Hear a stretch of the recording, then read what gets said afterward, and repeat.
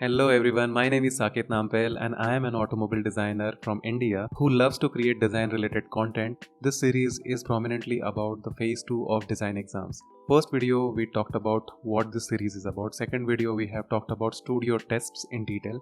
This video will be talking about portfolio making. Now portfolio is a very crucial thing and almost all of the designers in the professional world are supposed to have a very nicely done compilation of work which we call as portfolio. So a portfolio should express your design capabilities, your potential, your characteristic, overall what kind of a person you are you a team player or not, are you able to collaborate with people or not, what kind of hand skills you have, what kind of digital skills you have, what kind of tools you know, what is your inclination, all those things should be showcased through the compilation of work which we all call as portfolio. I hope you understand what is portfolio. Now let's understand how to create a portfolio.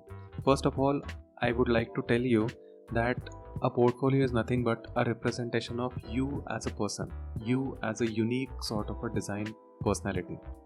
And that's why it's very important for you to understand what are you made of, what are your understanding, what are your hobbies, what are your interests, what do you love doing, what do you hate doing.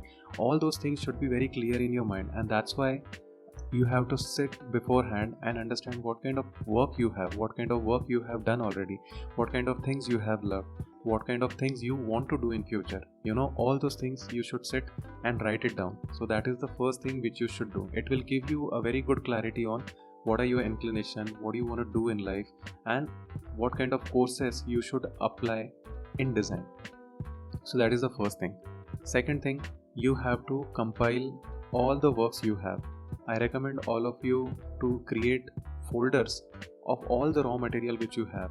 Let's say you have so many sketches and they are random sketches, like some of them will be comic sketches, some of them will be product sketches, some of them will be automobile sketches.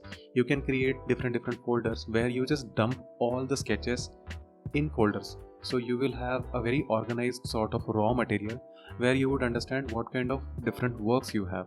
So you can have sketches, you can have some physical crafts like crochet, you can have something like clay models, you can have something like paintings, you can have things which you have done for your home, let's say interior decor, or if you have created a lamp for your room, or if you have painted some wall. All those things can come in your portfolio. So you have to just first create all the things which you have and then put it in folders so that everything is organized. Once you have like those 10-15 folders of various things, then you can sit back and decide what are the most crucial sort of folders or the categories which defines you as a person. For example, if you are appearing for transportation design course and if you genuinely love automobiles and that's what you want to do in future, so you should create this automobile sketching folder. There can be another folder which can have something related to automobiles if you have done some custom job, or if you have some interesting designs for your bike or car or something like that. All of those things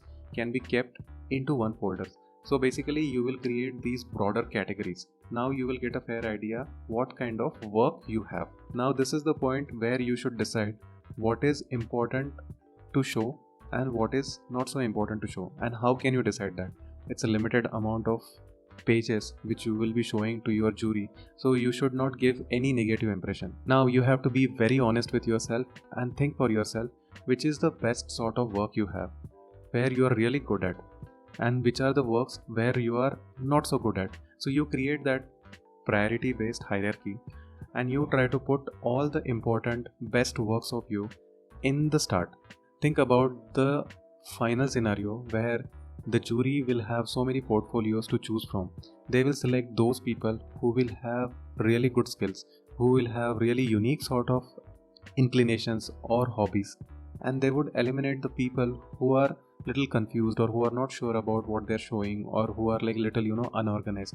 And that's why in that brief amount of time you have to create an impact on the jury members through your portfolio and articulation. And that's why you start with the best work you have. You start with what are the unique things you can present as a designer to that particular college.